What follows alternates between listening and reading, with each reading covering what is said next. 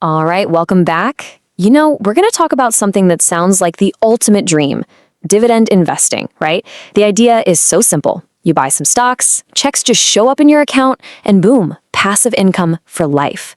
But what if I told you the way most people chase this dream is actually a surefire way to lose money? Yeah, it's a trap. And today, we're going to blow the lid off the biggest myths and show you how to build real, sustainable cash flow the smart way. So here's the game plan. First up, we're going to tackle the high yield illusion.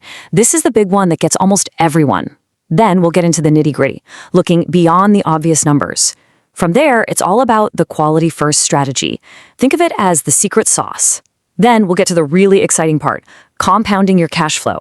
And to wrap it all up, we'll lay out the two paths compared, side by side, so you can see the difference for yourself. Sound good? Let's do it. Okay, so section 1. The high-yield illusion. You know that dream of passive income? It's so powerful, isn't it? It feels like if you could just find those stocks with the highest, juiciest dividend yields, you'd be set. It feels like you found a cheat code for wealth. But here's the truth. It's not a shortcut. It's a cliff. So let me ask you this, and I want you to be honest. When you see a stock with a massive 8%, 9%, maybe even a 10% dividend yield, what's your first thought? Jackpot, right? But is it really a golden opportunity, or is it a giant red flag? Because the numbers are pretty clear. That big shiny payout is often just bait, and it's designed to make you ignore the huge risks lurking right underneath. And speaking of risk, look at this number, negative 34%. Let that sink in. This is what happens on average to a company's stock in the year and a half after they cut their dividend. So that stock that looked so tempting with its high yield, it wasn't a golden goose. It was a ticking time bomb, and the explosion takes out both your income and a huge chunk of your initial investment. I love this quote because it just hits the nail on the head. Slow motion capital destruction with a monthly allowance. Think about it. You're getting these nice little dividend checks, maybe 7% a year, and you're thinking, hey, this is great. But what you don't realize is the stock itself is dropping by 5% or 8% or more. You're not earning passive income. You're just getting your own money handed back to you in little pieces while the whole pile shrinks. The yield is meaningless if the ship is sinking. All right, so if chasing yield is a trap, what's the way out? How do we do this the right way? Well, it means we have to become financial detectives. We have to look past that big, flashy yield number and get into the real stuff, the numbers that tell us if a company is actually healthy enough to keep paying us. This is all about the math of sustainability. And there are really just 3 metrics you need to master. They're like your X-ray goggles for a company's finances. First, the payout ratio. Super simple, it's just what slice of the profits they're sending to you. Second, and this is the big one, free cash flow. We'll talk more about that in a sec. And third, the dividend coverage ratio. This basically tells you, hey, how much of a safety cushion do they have? Could they pay the dividend 2 times over with the cash they have? 3 times? This is where you find the truth. Okay, let's zoom in on free cash flow, or FCF, because honestly, this is the most important number of all. Why? Because you can play all sorts of games with earnings. Accounting can be creative, but free cash flow, it doesn't lie. It's the cold, hard cash left over after a company pays all its bills and reinvests in itself. You can't pay a dividend with a fancy accounting entry. You need actual cash. And FCF tells you exactly how much real cash is there. And this table just lays it all out perfectly. Look at the difference. Your top-tier tech companies, they're paying out maybe 15 to 25% of their cash flow. They are swimming in cash, with tons of money left over to grow the business or handle a crisis. Now, look down at the bottom, the struggling companies. They're paying out 95%, sometimes even more of their cash. They are walking a tightrope with no safety net. One bad quarter, one unexpected expense, and that dividend is gone.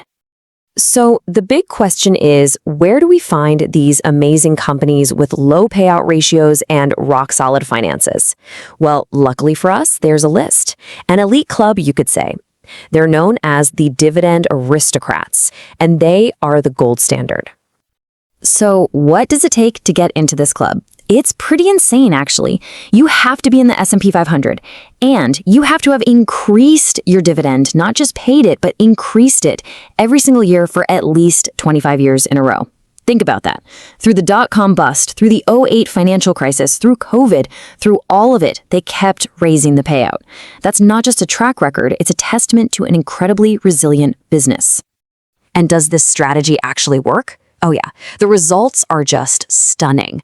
Just look at this. From 2000 to 2024, a period with some nasty market crashes, the aristocrats returned almost 11% a year compared to just under 8% for the overall market. Now, 3% might not sound like a huge deal, but over 2 decades, it's the difference between turning 100 grand into $1 million or just half of that. It's a game changer. So how do they do it? What's the secret sauce? It's not one thing. It's a combination of these incredible business strengths. They have these moats, these competitive advantages that are almost impossible to break down. Their balance sheets are like fortresses, very little debt. They have diverse ways of making money. And critically, they have pricing power. When inflation hits, they can raise their prices and you'll still buy their stuff. That 25-year track record isn't the reason they're great. It's the proof that they are. Okay, so we've established that dividend safety is job number 1. But that's just the foundation. If you want to build a skyscraper of wealth, you need something else. The real magic, the true secret weapon, isn't just getting a dividend. It's getting a dividend that gets bigger and bigger every single year. This is where things get really fun. Get ready, because this right here, this is the slide that could change the way you invest forever. Let's imagine 2 investments, both starting with 100 grand. On the left, you have stock A. It looks awesome, a big 6% yield, but the dividend never grows. It's flat. 20 years later, you've got about 300,000 bucks. Not bad. But now look at stock B. It starts with a measly 3% yield, half as much. But here's the kicker. That dividend grows by 8% every year. And after 20 years, that same 100 grand is worth, wait for it, $1.8 million. It's not even close. That is the explosive power of dividend growth. And what you just saw has a name. It's called yield on cost. And it's maybe the most underrated metric in all of investing.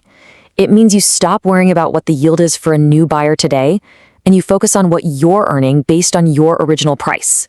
That little 3% stock from our example, after 20 years of growth, it's paying you a massive percentage of your initial investment every single year. That's the passive income machine you want to build.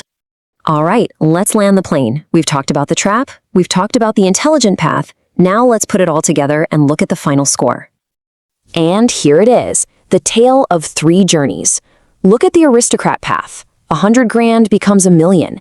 The even more focused dividend growth path, 200 grand becomes over 2 million.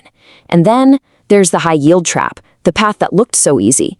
$200,000 becomes $180,000. You actually lost money, even with all those big dividend payments. The verdict is in. It's a knockout. So look, if you remember just one thing from all of this, let it be this.